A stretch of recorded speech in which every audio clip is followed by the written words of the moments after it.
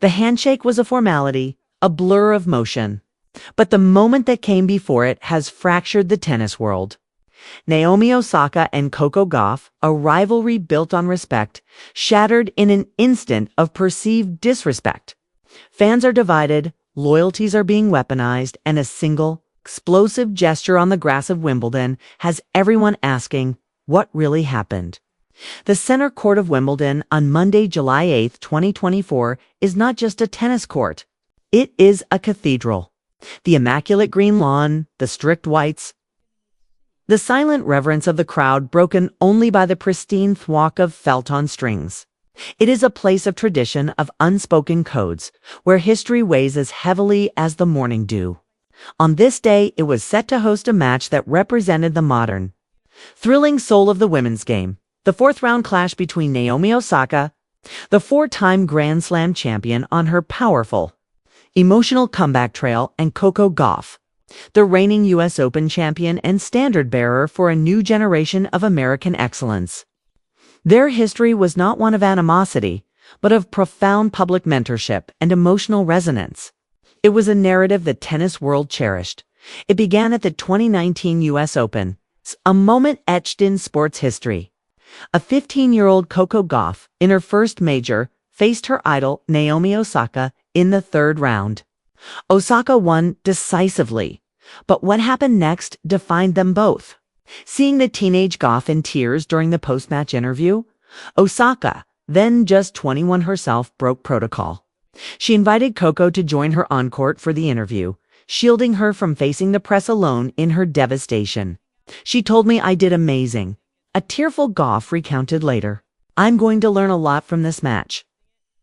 It was a gesture of breathtaking kindness and maturity that transcended sport. Osaka, in her own quiet way, had passed a torch, not of victory, but of grace, under the glaring spotlight. In the years that followed, their paths intertwined with mutual respect. They spoke of each other as friends on tours, allies in the pressure cooker. Osaka's own public struggles with mental health and press obligations made her an empathetic figure for Gauff, who was navigating a similar tsunami of hype. When Osaka took her breaks from the sport, Gauff was publicly supportive. When Gauff won her first major in New York, Osaka sent congratulations. Their matches were competitive. But the storyline was always layered with this shared history, the mentor and the prodigy. Now equals. Their first meeting at Wimbledon, however, added a new, sharper edge. Grass was a surface that amplified Osaka's devastating power and favored Gauff's improved serve and aggressive net play. This wasn't just another match. It was their first career meeting on the most hallowed ground in tennis. The atmosphere on that Monday was crackling with a different kind of electricity. It wasn't the raw hostility of a grudge match, but a palpable, almost nervous intensity. The crowd was split, invested in the beautiful story but aware it might reach a difficult chapter. The first two sets were a brutal, breathtaking display of power tennis, split between them. Osaka took the first with a barrage of aces and fearless returns. Gauff snatched the second by weathering the storm and unleashing her own blistering forehands. The match hung in the balance, a masterpiece in the making. But as the third set commenced, the dynamics began to shift subtly. The pressure of the occasion, the weight of their intertwined narrative, started to press down. Unforced errors crept in. Frustration, once buried under focus, began to flicker across their faces. The respectful nods between points grew less frequent. The cathedral was waiting, sensing that the familiar, heartwarming script was about to be torn up. The history of kindness was still there.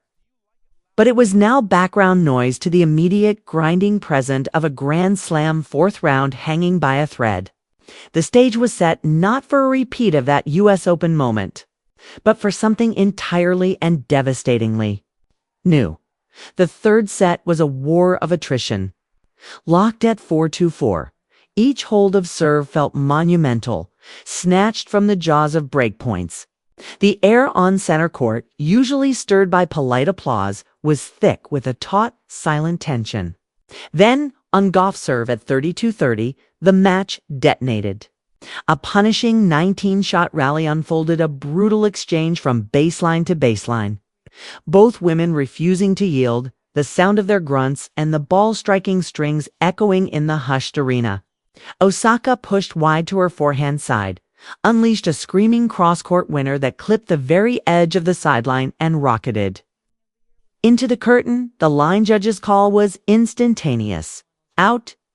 But Naomi Osaka stopped. She didn't celebrate. She didn't walk back to the baseline. She fixed her eyes on the spot where the ball had landed.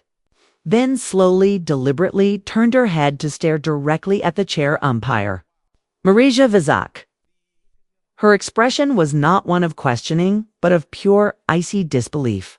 She raised her hand, a single finger pointed subtly toward the mark she was certain existed.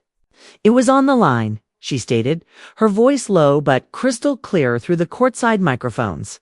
Check it. Hawkeye Review was activated. The giant screen above the court displayed the digital rendering. The crowd leaned forward as one. The zoom was agonizing. The virtual ball touched down, the system calculating its margin. The result flashed in by 2.1 millimeters. The point was Osaka's break point. What happened next was not about the point, but about the reaction. Coco Gauff, who had already begun to reset for the next serve, having heard the outcall, froze. Her shoulders slumped in a gesture of profound frustration. She looked at the chair umpire, then at Osaka, who was now walking briskly back to position, her face a mask of focused intensity. No glance of apology, no shrug of the system decided it. It was the starkness of Osaka's protest, the certainty of her stare, that seemed to bypass the technology and land as a personal challenge to Gauff's own sportsmanship has. If she were being accused of accepting a false gift, Gauff double faulted on the very next point. A rare, nerve-induced mistake, handing Osaka the break and a 5-4 lead. As they changed ends, the temperature plummeted. Gauff kept her eyes down, shaking her head, speaking tersely to herself. Osaka sat stoically, toweling off, her gaze fixed ahead. The final game was a formality. Osaka held at love, sealing the match 7-5, 4-6, 6-4. When the final ball sailed long from Gauff's racket, Osaka offered a muted fist pump, more relief than jubilation. Then came the net, the moment every camera was waiting for. The walk was slow. Gauff arrived first, her hand already half extended. Osaka approached. Their hands met a brief, perfunctory clasp. But their eyes did not. Osaka's gaze was already looking past Gauff, toward her player's box. As she began to pull away, Gauff, clearly wanting to say something, perhaps good match, leaned in slightly. At that exact moment, Osaka turned her head fully away, breaking the physical connection to begin her walk to the center of the court for the customary bow. To the world, it looked like a cold, deliberate snub, a dismissal. The microphones picked up Gauff's quiet, stunned whisper. Wow. In the tunnel, the fracture became a chasm. Broadcast cameras captured the raw, unfiltered aftermath. Gauff, her face flushed with emotion, was overheard saying to her coach, "She didn't even look at me. After all that? She didn't even see me." It's a few feet away.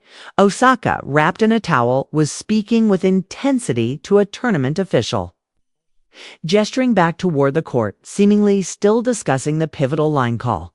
Two realities, existing side by side in concrete and shadow. One player feeling personally disrespected in a moment of sportsmanlike tradition.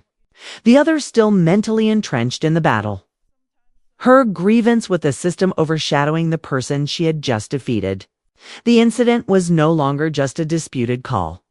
It was a collision of perception, where a quest for competitive justice was interpreted as a grave personal slight. The storm had made landfall. The storm didn't stay in the tunnel. It flooded the digital world with the force of a broken dam. Within minutes of the match ending, the incident was atomized. The clip of the Hawkeye Review, followed by the Frosty. Abortive handshake and Gauff's whispered "wow" was on a relentless loop across social media. Tennis fragmented into two armed, immovable camps. Camp 1, The Osaka defenders. Their argument was rooted in the sanctity of competition and the right to pursue justice. She was right to challenge, they declared. The machine proved her right. That was a crucial point in a grand slam, not a friendly hit-on giggle. They framed Osaka's intensity not as disrespect, but as the ultimate sign of respect for the match and her opponent taking every point that seriously. The handshake, they argued, was a casualty of this all-consuming focus. She was still in the zone, they wrote. Gauff is a pro. She should understand the heat of the moment. It's not personal. Camp painted Gauff's reaction as overly sensitive, a failure to compartmentalize. They pointed to Osaka's own history of mental health advocacy, arguing that expecting a performatively warm exchange after such a battle was hypocritical and ignored the real pressure athletes face. Notable former players, often those known for their own on-court fire, tweeted support. One wrote, "When you're fighting for your life out there, sometimes civility has to wait." Naomi fought for the truth of the point and won. End of story. Camp 2. The Gauff supporters. Their outrage was fueled by the breach of tennis's oldest covenants, sportsmanship. There's a line, they argued. And staring down the umpire to overturn a call against your friend, then refusing to acknowledge her at the net, crosses it. To them, the Hawkeye call was irrelevant to the core issue, respect.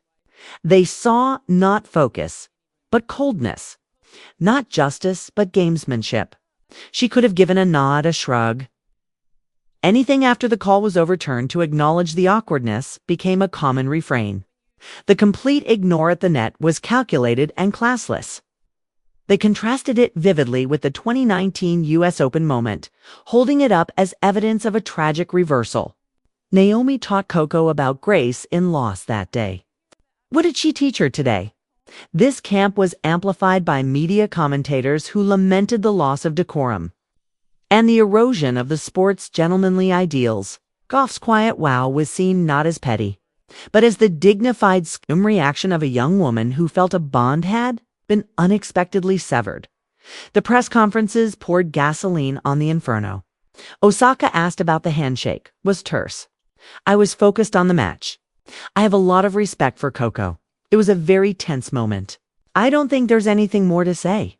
It was a statement that dismissed the controversy as a known issue, which to her critics only confirmed her indifference. Gauff, when asked, was visibly more emotional but remarkably poised. It's a tough loss. Of course, you want to feel like you're seen at the end. We've had a lot of history, but it's okay. I'll focus on the tennis. The contrast was stark. Osaka's emotional closure versus Gauff's emotional openness. Neither was wrong, but they fueled entirely different narratives. The digital war raged for days, eclipsing other Wimbledon results.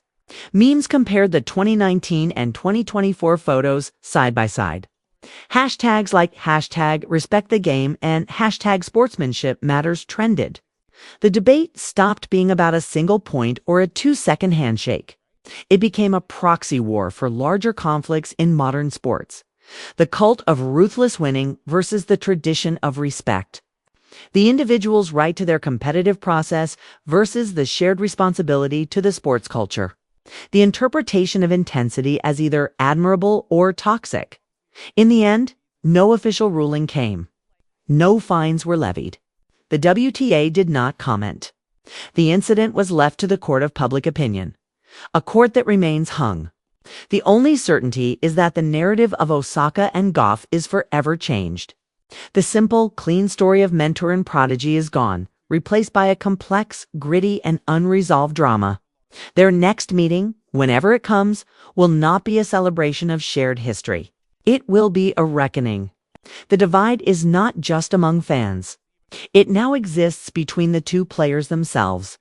In the silent space of a handshake that wasn't, and in the loud, echoing question that remains in the pursuit of truth on the scoreboard. What else did they lose? One line call. Two perceptions. A friendship tested in the crucible of center court was Naomi Osaka's fierce pursuit of justice a champion's right? Or did it cross into disrespect? Was Coco Gauff's reaction justified hurt or a failure to understand the heat of battle? The lines have been drawn, and the tennis world is split. Where do you stand? Was this a momentary lapse or a fundamental shift in one of the sport's most watched relationships? Let us know in the comments below. Debate is welcome. Subscribe for more deep dives into the moments where sports collide with raw human emotion.